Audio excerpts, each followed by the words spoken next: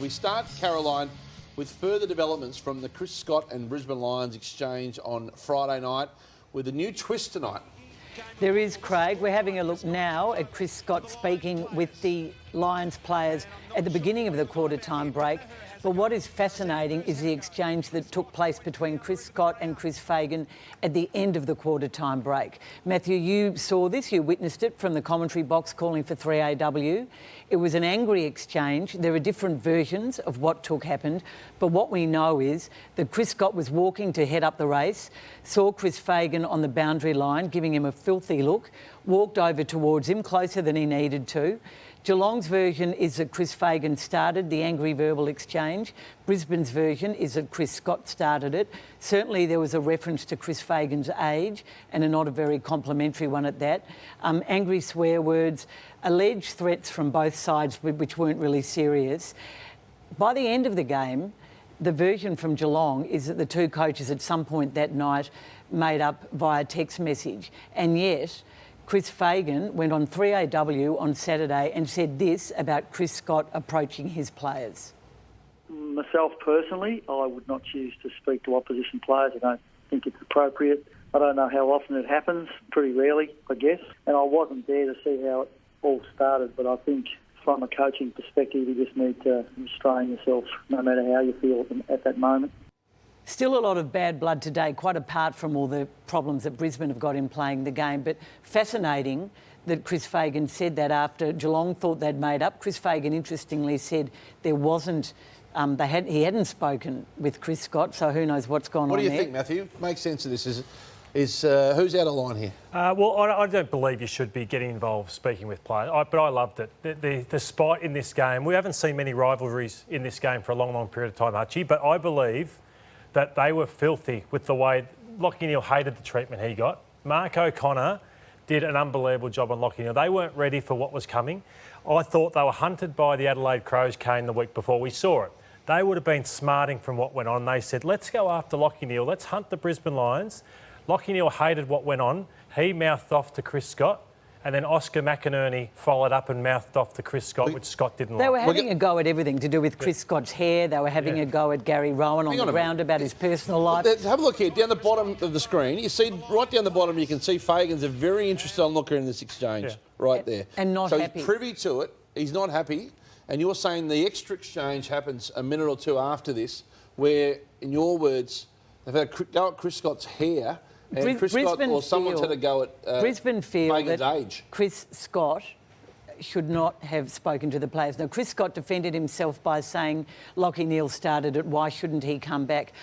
You might say it's great theatre, and I like Chris Scott, but we know he's got priors in this area. Let's have a look at a couple of incidents. These are the finals last year when Chris had a go at Ray Chamberlain for the way in which he was bouncing the ball. Don't like coaches doing that to umpires, not good example. And then, of course, this is Hamish Hartlett and Chris Scott. This is about 5 years ago, I think, Kane.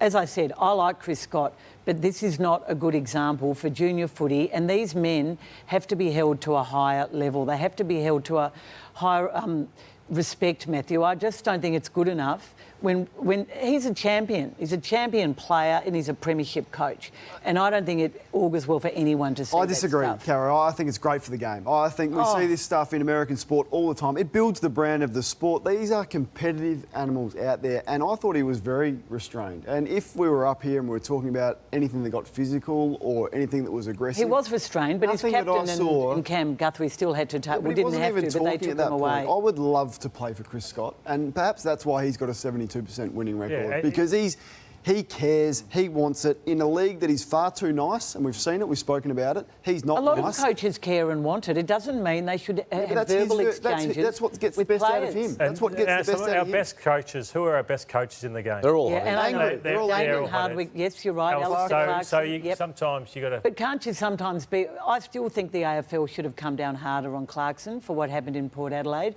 And Damien Hardwick has received suspended sentences. I do wonder why this happened on Friday night.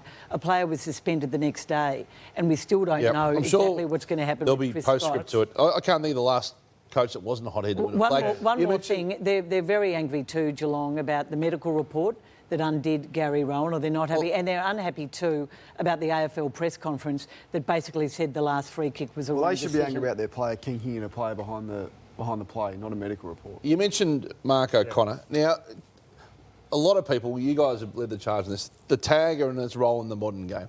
Did he debunk all these theories out there? He got under Lockie Neal's skin. He played a terrific game. Chris Scott gets criticised a lot when things go wrong. This was a masterclass. No one could have possibly prepared for this.